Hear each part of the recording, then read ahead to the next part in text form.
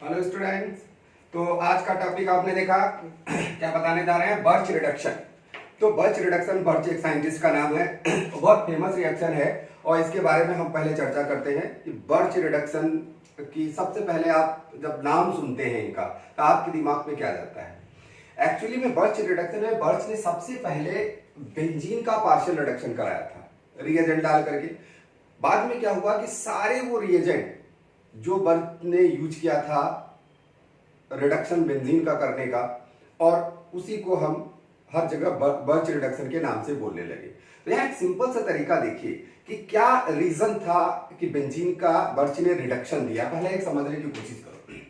Benzene है आपके पास, ये बेंजीन है और आपको पहले पता है कि बेंजीन की जो रेजोनेंस एनर्जी है, वो कितनी होती है, लगभग 36 किलो कैलोरी पर मोल। इट मींस बेंजीन एक स्टेबल स्पीसीज है। आप सिंपल सा देख रहे हैं, स्टेबल स्पीसीज है। और this can not given the unsaturation test also, यानी बेंजीन के अंदर कोई डबल बॉन्ड नहीं पाया जाता, यानी डबल बॉन्ड और सिंगल बॉन्ड भी नहीं पाया जाता, यानी कार्बन कार्बन के बीच में। ये तो ये है कि आपको स्टडी करने के लिए ऐसा बताया जाता है, otherwise there are bond order कितना है बेंजीन का, 1.5। तो एक सिंपल सा तरीका देखिए कि अगर हमने इस पे निकेल भी डाल दिया, यानी हाइड्रोजनेशन करा दे, निकेल डाल करके हाइड्रोजन डाल दिया, और जो नॉर्मल आप 250 से लेके 300 डिग्री सेंटीग्रेड पर अगर टेम्परेचर डालते हैं नॉर्मल निकेल से रिएक्शन कराने के लिए, अदरवाइज आप हाइड्रोजन, प्लेटिनम, पैलेडियम कोई भी यूज करो, तो आप देखिए इसका रिडक्शन नहीं होता, नो रिडक्शन, यानी इसका रिडक्शन नहीं हो पाता। अब क्या खास बात है, क्योंकि ये जो एरोमेटाइजेशन इसका है, इतना स्टेबल स्पीसीज है कि हम नॉर्मली इसका रिडक्शन नहीं करा पाते। अब अगर इसका रिडक्शन कराना है तो हम कैसे कराएंगे। इसका रिडक्शन कराना है तो बच्चों इसमें क्या होगा कि आप उसी से करा सकते हैं, यानी hydrogen in presence of nickel आप यूज करें। और ध्यान रखना कि अगर आप 300 डिग्री सेंटीग्रेड टेम्परेचर भी करते हो, बट यहां बच्चों ध्यान रखना हाई प्रेशर यूज करना पड़ता है।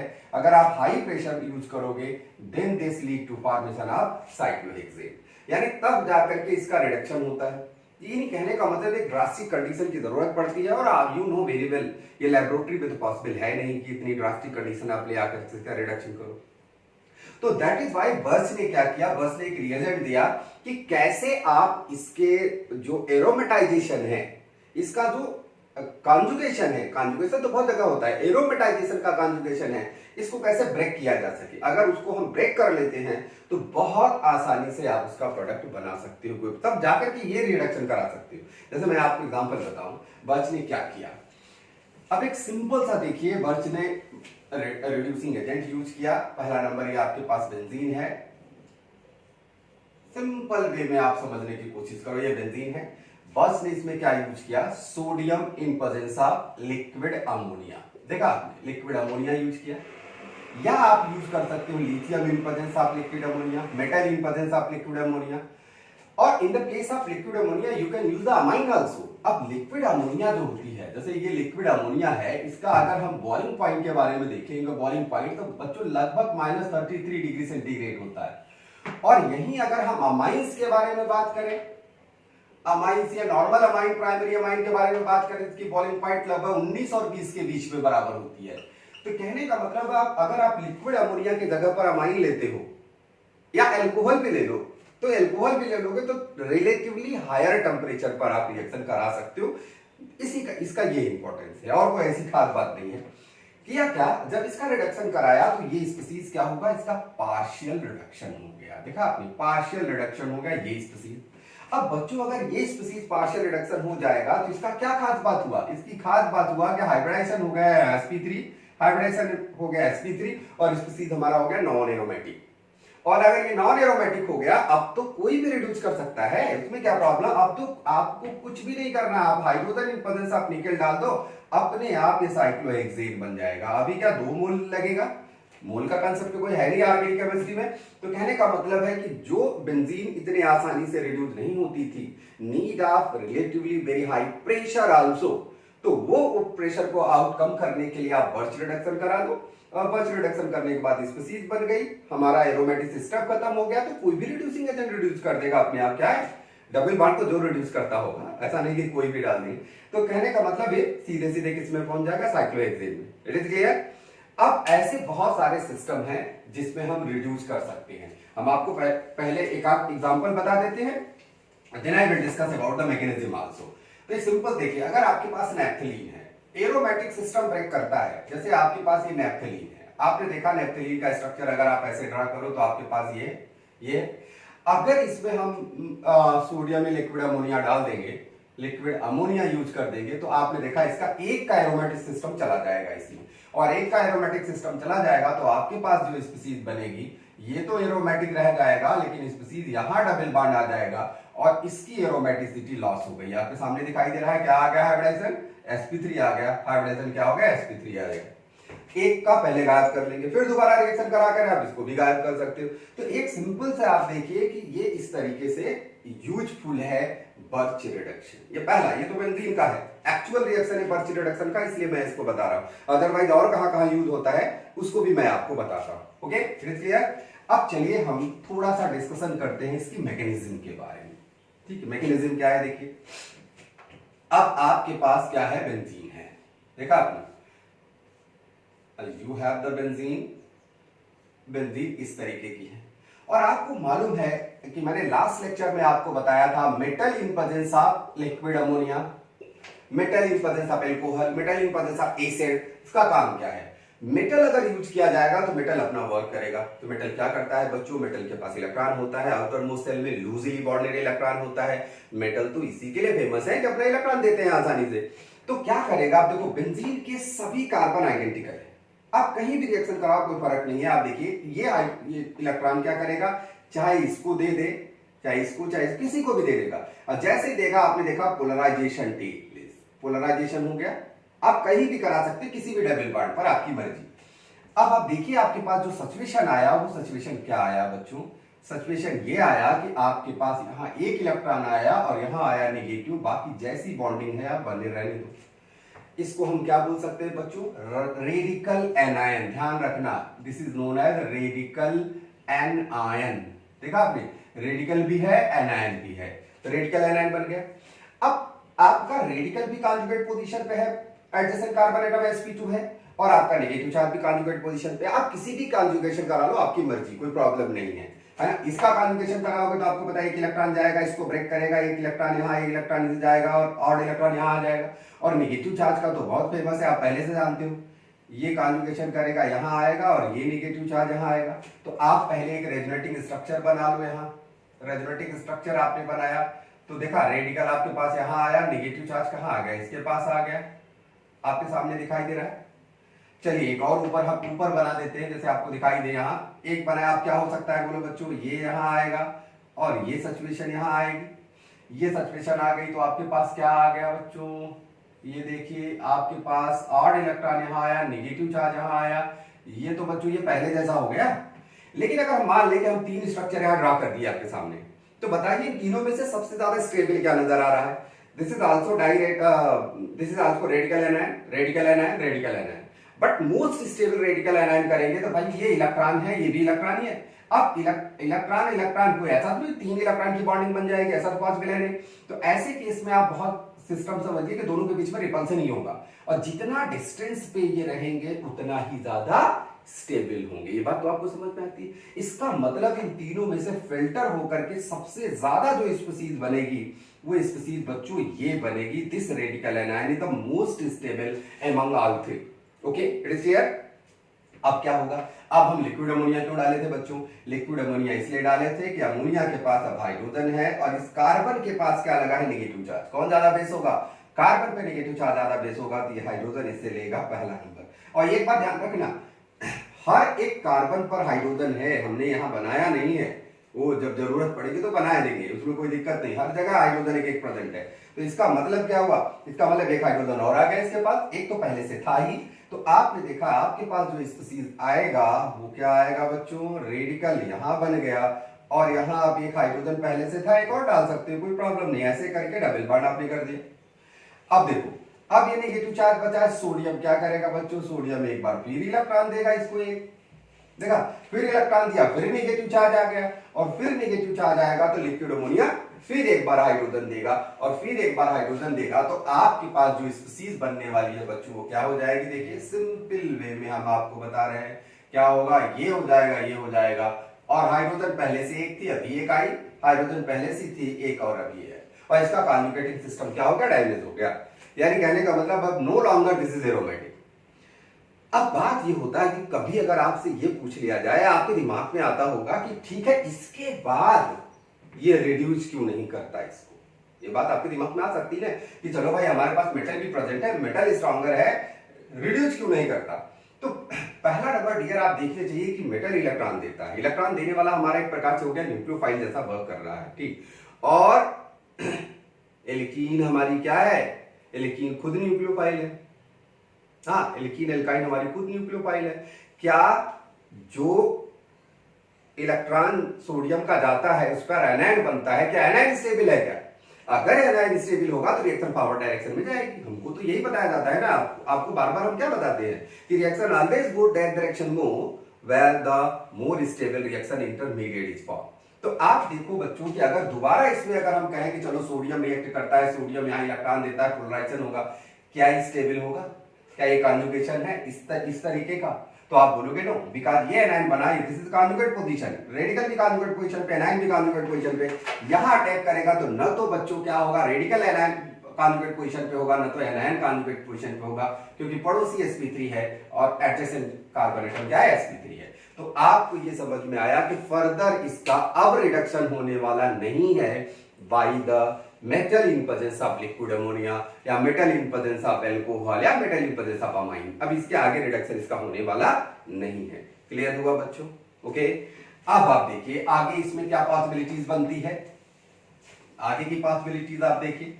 अब इसमें जो क्वेश्चन पूछा जाता है, जैसे एडवांस लेवल में जब आपको क्वेश्चन पूछा जाएगा तब इसमें क्या पूछा जा सकता है। चलिए मैं आपको एक सिंपल से वे में बता रहा हूं। पहले बेंजीन को बता देते हैं, उसके बाद फिर हम एल्काइन के बारे में बता।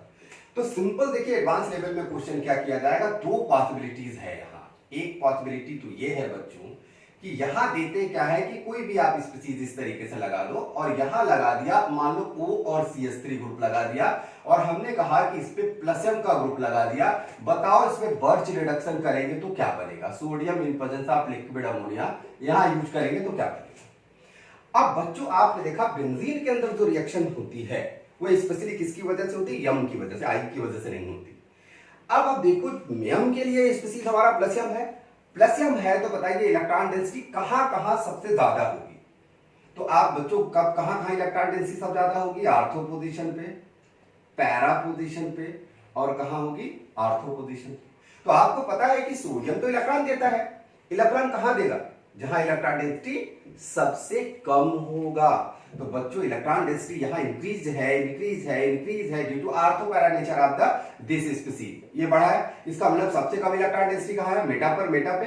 अब आप मेटा पे अटैक कराओ और बेटा पे बच्चों जब अटैक कराओगे, मान लीजिए हमने यहां सोडियम, एकदम बिल्कुल कॉन्सेप्चुअल समझने की कोशिश करिए, कोई रट्टा मारने की जरूरत नहीं है आपको। अगर ये यहां अटैक किया तो देखा आपने पोलराइजेशन ऐसे हो गया, हुआ ना?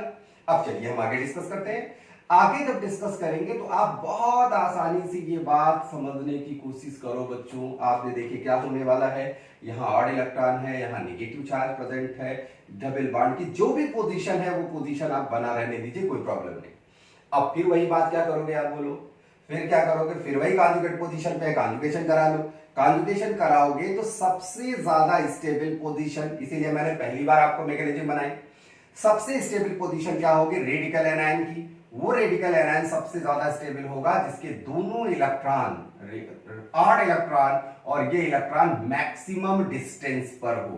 तो एक यहां मिलेगा बच्चों, एक यहां मिलेगा, और आपने देखा डबल बॉन्ड की जो पोजीशन है आप उसको बना दो, आपके सामने है।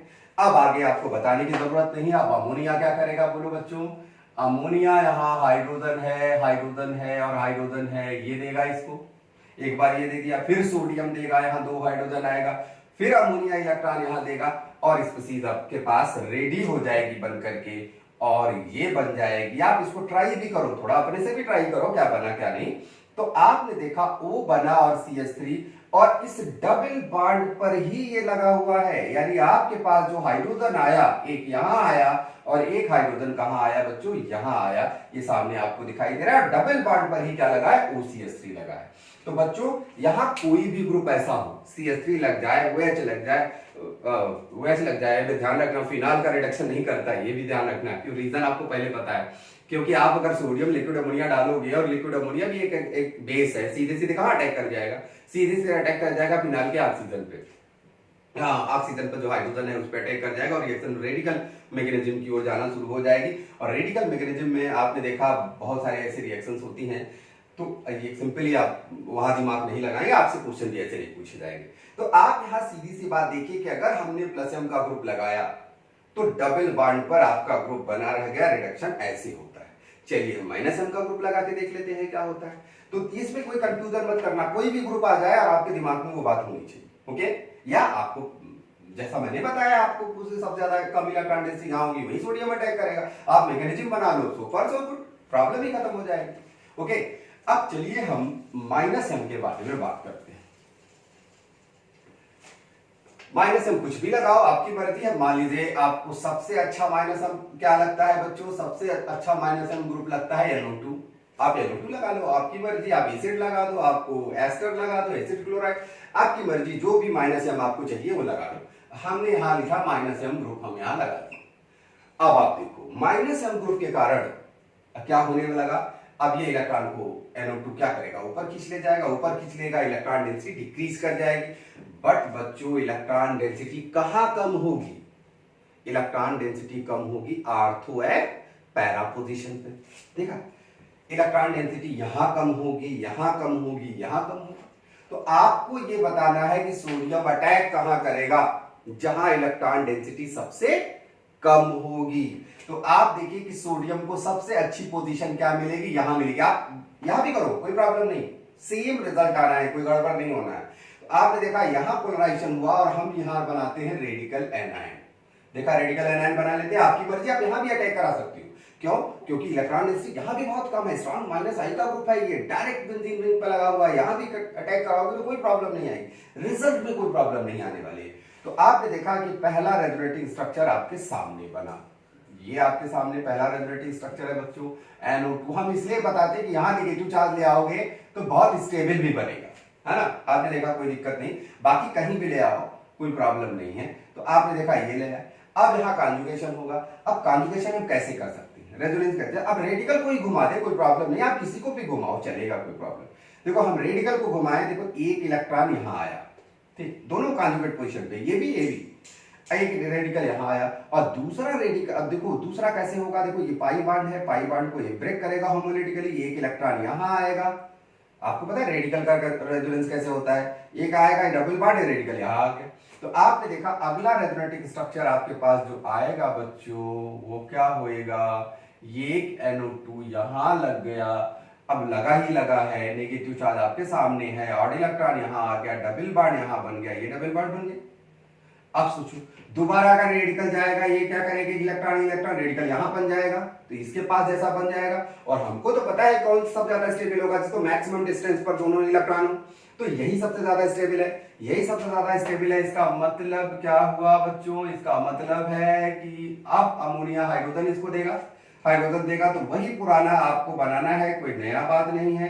तो आपने देखा एक NO2 पे क्या आया, एक हाइड्रोजन यहाँ आ गया, बाकी सब कुछ सेम है। अब सोडियम यहाँ इलेक्ट्रॉन देगा, एक बार और देगा इलेक्ट्रॉन यहाँ, तो क्या हो जाएगा बच्चों, यहाँ 2 इलेक्ट्रॉन आ जाएगा, यानी नेगेटिव आ जाएगा। नेगेटिव आ जाएगा तो फिर अमोनिया क्या करेगी, फिर अमोनिया वही पुराना मैकेनिज्म, कोई नया नहीं है, इसके पास जाएगा। और आपके पास जो रिजल्ट बना है, हमें रिजल्ट बना रहा हूं, जो रिजल्ट बनेगा बच्चों ये होगा कि NO2 यहां आ गया और ये डबल बॉन्ड आया, डबल बॉन्ड आया, हाइड्रोजन यहां आया और हाइड्रोजन यहां तो पहले से एक हाइड्रोजन थी, अभी एक आया, और यहां एक हाइड्रोजन अभी आया, आपके पास ये स्पीशीज बन गया। यानी आपके पास समझ में आई, प्लस m का ग्रुप है तो आपने देखा डबल बॉन्ड इंटैक्ट है, प्लस m ग्रुप वहां लगा हुआ है डबल बॉन्ड पर, कोई प्रॉब्लम नहीं है। लेकिन माइनस m का ग्रुप लगा होगा तो वहां से डबल बॉन्ड जाएगा। ये चीज आप देख सकते हैं, this can apply to any plus m और माइनस m ग्रुप। क्लियर बच्चों, कोई प्रॉब्लम? तो ऐसे में देखा बहुत आसानी से आप वर्च रिडक्शन को समझ सकते हैं। ओके, अब बात आती है, देखिए हम ये कहते हैं कि एल्काइन का भी रिडक्शन करता है बर्च रिडक्शन में, बहुत फेमस है एल्काइन का। देखिए अगर हमारे पास R है, C है और ट्रिपल बॉन्ड C है और ये R है, आप एक सिंपल सा तरीका देखिए कि अगर हम सोडियम और लिक्विड अमोनिया, लिथियम और लिक्विड अमोनिया डाल देते हैं तो क्या होगा। यहां हम डाल देते हैं तो आपको ये बताते हैं कि भाई सोडियम क्या करेगा, सोडियम एक इलेक्ट्रॉन देता है, इनको देता है और पोलराइजेशन हो जाता है। अब पोलराइजेशन होने के बाद आपके पास क्या बचा बच्चों, R है, डबल बॉन्ड C है और ये R है, इनके पास क्या बन गया, वही क्या बन जाएगा, यहां ऑड इलेक्ट्रॉन आया, वहां नेगेटिव चार्ज आया। तो इस तरीके से धीरे धीरे रिडक्शन होता है। लेकिन यहां ज्यादा इंटरेस्टिंग पॉइंट है, इसको मैं ऐसे नहीं बताऊंगा, मैं इसको आपको ऐसे बताता हूं कि जब हम इसका रिएक्शन करते हैं, वो ज्यादा बात आपको समझ में आई, तो जो एल्कीन बनती है बच्चों, वो एल्कीन बनती है ट्रांस। तो यहां ज्यादा इंपॉर्टेंट है, इसलिए हम इसको मैकेनिज्म के पॉइंट ऑफ व्यू से डिस्कस करेंगे। I think it is more better, ज्यादा बढ़िया समझेंगे। मैकेनिज्म तो वही है लेकिन ट्रांस बनता है, इसको पॉइंट ऑफ व्यू से बताएंगे तो आपको ज्यादा क्लियर होगा। तो आपने देखा this lead to formation of trans alkene. अब बात आती है ट्रांस कैसे बना, है ना, उस पर डिस्कशन होता है। तो हम ये देखते हैं कि चलो ये ट्रांस कैसे बना, थोड़ा छोटा बनाते हैं मॉलिक्यूल को और आपको समझाते हैं मैकेनिज्म। ओके, देखो ट्रांस कैसे बना, यानी हम कहने का मतलब हमारे पास R है, C है, ट्रिपल बॉन्ड C है और ये R है। हमने डाल दिया सोडियम और लिक्विड अमोनिया, या आपने देखा सोडियम पड़ा, लिक्विड अमोनिया पड़ा। अब सोडियम अपना काम करेगा, जैसे आपको पहले मालूम है, एक इलेक्ट्रॉन इसने दिया और पोलराइजेशन हो गया। अब पोलराइजेशन हो गया बच्चों, यहां दो पॉसिबिलिटीज हैं। आप यहां देखेंगे आपके पास कितनी पॉसिबिलिटीज हैं, दो पॉसिबिलिटीज बन रही। कौन कौन, अब वो चीज हम डिस्कस कर रहे हैं और आप बहुत आसानी से इसको समझो। ये कार्बन कार्बन है, हो सकता है कि हमारा R ऐसा हो और ऑड इलेक्ट्रॉन और नेगेटिव जो रेडिकल एनायन है वो ऐसे बन जाए। देखो पॉसिबिलिटीज देखिए।